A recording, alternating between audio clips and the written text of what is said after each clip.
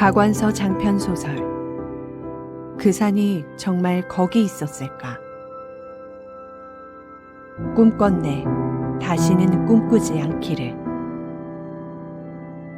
안방에선 올케가 옷바다리의 총구멍에 심을 갈아 끼우고 있었다. 종아리는 바짝 말랐는데 총구멍은 생생하고도 깊었다. 심으로 박은 1cm 너비의 가재는 그 안에서 서리서리 끝도 없이 풀려나왔고 새 것을 집어넣을 때도 꾸역꾸역 한없이 들어가는 것 같았다. 지켜보는 동안에 숨막히는 고통 때문에 더욱 그러했을 것이다. 저 구멍이 차라리 심장을 관통했더라면 하는 생각을 안 하기가 그렇게 힘들었다. 그 생각은 뜨겁고도 오싹했다. 밖에서 뭘 보았느냐고 오빠가 물었다.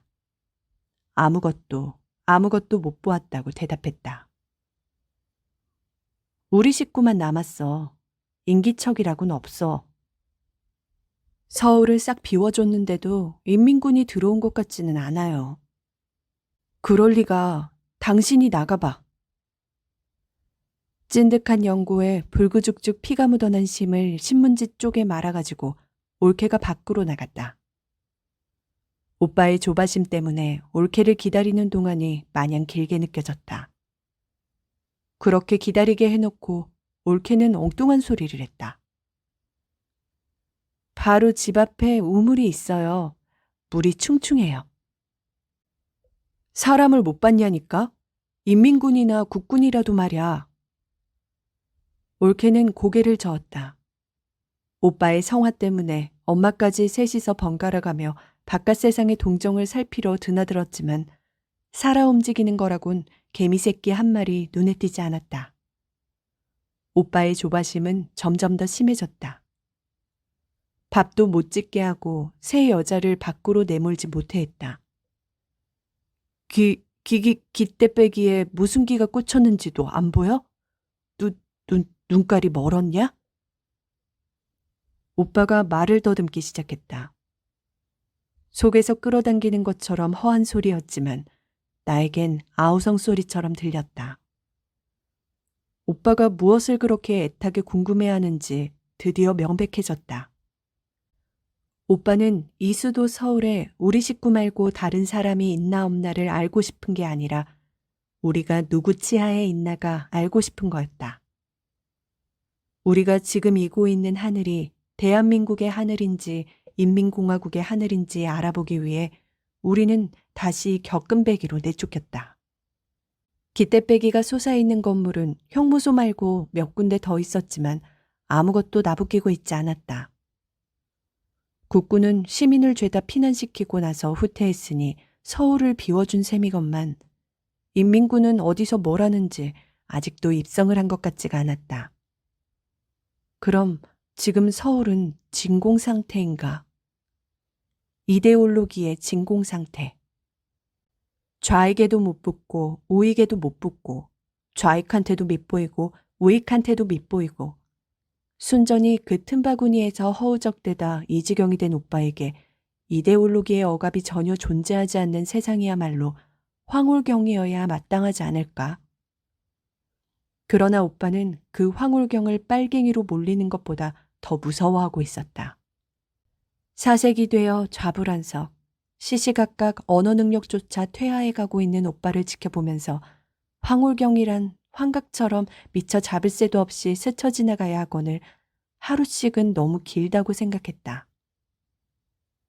집 앞의 우물은 정말 물이 충충했다. 원통형 내벽에 성애가 허옇게 쓸어있는 게 청정하고 신성한 느낌마저 들었다. 두레박줄에 걸려있는 우물둘레는 내 가슴까지 차는 시멘트 녹강이었다. 충충한 수면에 비친 내 모습이 너무 선명해서 나는 번번이 깜짝 놀라곤 했다. 어느 쪽에도 속하지 않는 세상도 있을 수 있다는 것을 한 번이라도 상상해 본 적이 있었던가. 나 역시 무서워하고 있다는 걸 우물 속의 내 모습은 부정할 도리 없이 빤히 비춰주고 있었다. 말을 안 더듬는다고 해서 안 무서워하고 있는 것은 아니었다. 저녁 때까지 우리 식구는 아무것도 먹지 못했다. 오빠가 굴뚝에 연기 난다고 불도 못 대게 해서 이불들을 들러쓰고 엎드려 있었다. 다행히 부엌에 뜬 숯도 있고 찬밥도 있었다. 어둡기 전에 올케는 풍로에 숯불을 피우고 얼어 터져서 순백의 라일락꽃처럼 몽실몽실 피어난 쌀밥을 끓였다. 어린 조카는 넉넉히 먹일 수 있었으나 어른들은 부영 국물로 목구멍만 죽였다. 공복감은 느낄 수 없었고 어린 것들도 이상할 정도로 안 보챘다. 오빠의 말더듬증은 나아지지 않았다. 더 심해지고 있다는 걸 본인도 느끼는지 번번이 더듬기만 하고 말끝을 못 맺었다. 그걸 듣는 건 고문당하는 것처럼 고통스러웠다. 올케는 더 했을 것이다. 올케와 나는 오빠를 피해 밖으로 겉돌다가 마침내는 부엌 바닥에 쭈그리고 앉았다. 우린 참 운수가 좋아요. 집 앞에 우물도 있고 이 집엔 땔감도 넉넉해요. 올케는 자기도 오빠처럼 말더듬이가 될까봐 겁이 나는지 점자를 더듬듯이 느리게 또박또박 말했다.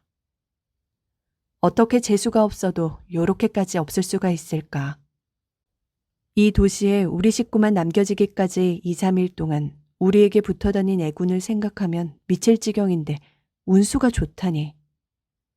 그러나 나는 순순히 올케의 말에 동의했다.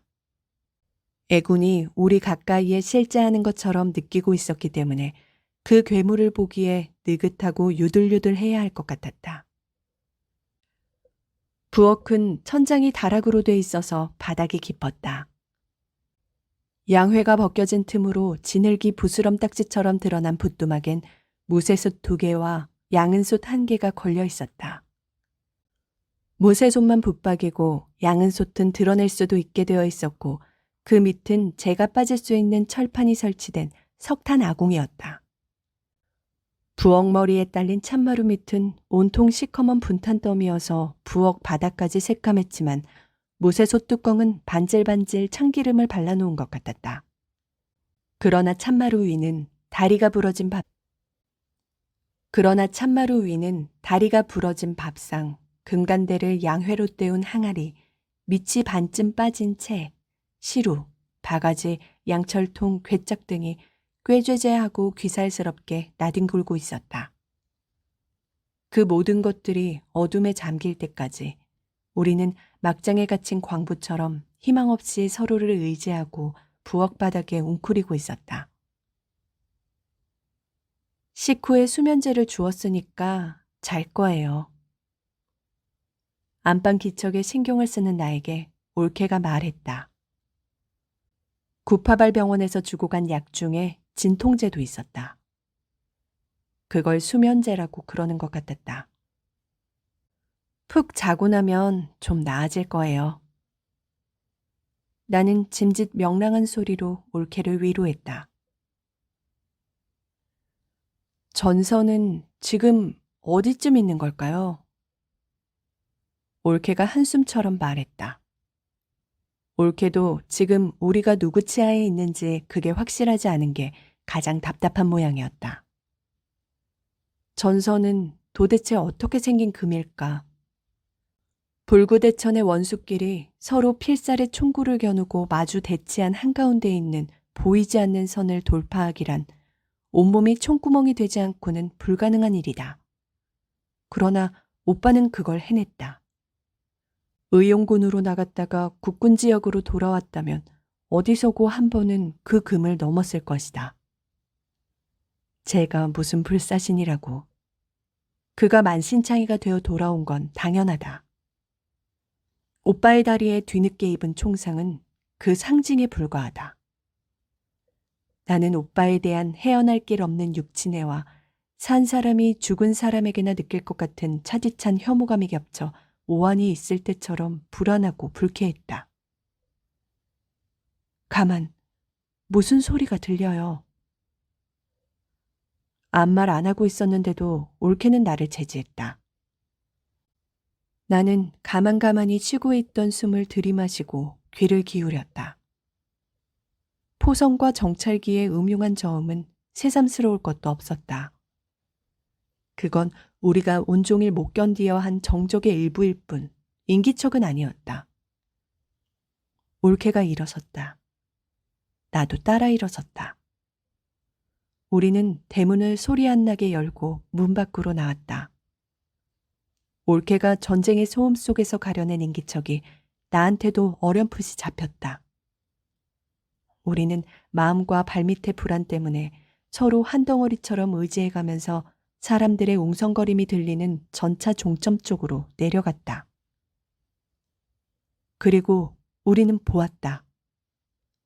어둠 속에서 우리의 시야가 닿는 한 무악재 고개부터 독립문까지 묵묵히 인민군대가 움직이고 있는 것을.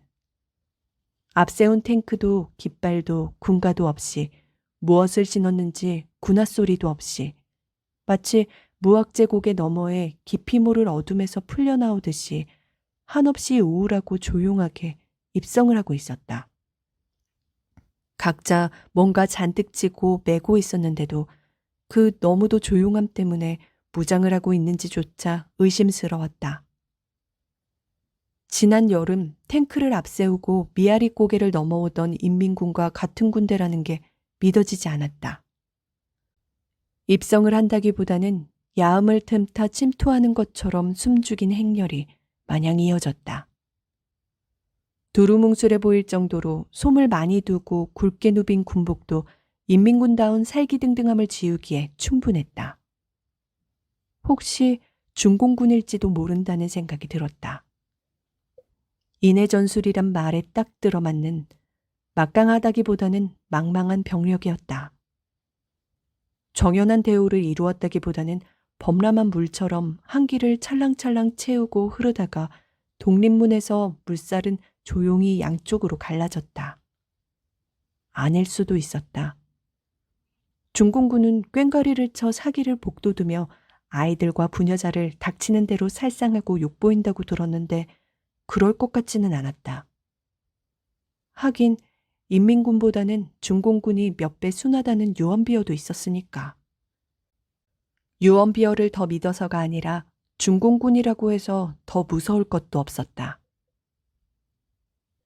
말이 통하지 않으면 아무것도 우리에게 자백시키려 들지 못할 것이 아닌가. 자백을 강요당하는 것처럼 치욕스러운 공포가 또 있을까. 오죽해야 의사소통의 불가능을 꿈꾸려 들겠는가. 그러나 중공군이 아니라는 건 곧 밝혀졌다. 우리 말고도 연도에 드문드문 사람들의 모습이 보이는 게 반갑고도 신기했다. 거의가 늙은이나 여자들이었다. 그들이 우리처럼 어쩔 수 없이 발목을 잡힌 사람들이 아니라면 그들을 이 고장에서 못 떠나게 한 자유의사는 어떤 것일까? 그들이야말로 찰자 빨갱이들이라고 단정해도 좋으련만 그래지지가 않았다. 여름에 남 먼저 뛰쳐나와 점령군을 환영하던 좌익 인사들의 열광이나 흥분 따위 격정은 조금도 느껴지지 않았다. 그러나 그보다 훨씬 질기고 진국스러운 친화감이 그들과 점령군 사이를 팽팽히 이어주고 있었다. 나는 덩달아 긴장하여 내 안에서 무엇인가가 끊어질 것 같은 위기의식에 사로잡혔다. 그걸 참을 수 없어 한 건 나만이 아니었다. 연도에 서 있던 중늙은이가 느닷없이 인민군대 사이로 뛰어들며 여름에 의용군 나간 아무개를 아느냐고 물었다. 그걸 기화로 여러 사람이 중구난방으로 제 아들, 제 남편의 이름을 대며 죽었나 살았나만 알고 싶다고 외쳐댔다. 그들의 아우성과는 상관없이 묵묵히 앞으로 흐르던 대열 속에서 마침내 죽긴 왜 죽느냐고 다들 살았으니 곧 만나게 될 거라는 힘찬 대답이 들려왔다. 그 말은 우리말이었고 표준말에 가까웠고 과장된 씩씩함 끝에는 연민의 정 같은 게 길게 여운처럼 남았다. 아우성 치던 이들은 그 말 한마디에 찝찝하게 엉겨붙느라 저희들끼리 그 자리에서 한패가 돼가고 있다는 게 눈에 보이는 듯했다. 올케와 나는 도망치듯 그 자리를 피했다. 기분이 고약했다. 죄책감 같기도 하고 소외감 같기도 했다. 차라리 그들을 부러워하고 있을지도 모른다는 생각을 드러내게 될까봐 우리는 집으로 돌아올 때까지 한마디도 하지 않았다. 그들에겐 그래도 희망이라 부를 만한 것이 남아있지만 우리 식구에겐 그게 없었다. 엄마도 남아서 그들처럼 하려고 나만 피난을 보내려고 했을 것이다. 그러나 엄마가 미처 그렇게 하기 전에 엄마의 아들은 효자답게 살아서 돌아와 지금 엄마의 품 안에 있다. 그래서 엄마는 지금 저들보다 행복할까? 엄마가 행복하건 말건 그건 나와는 상관없는 일이다. 나에게 중요한 건 내가 여기 남아있다는 사실이다. 나는 그게 참을 수 없이 분하고 억울했다.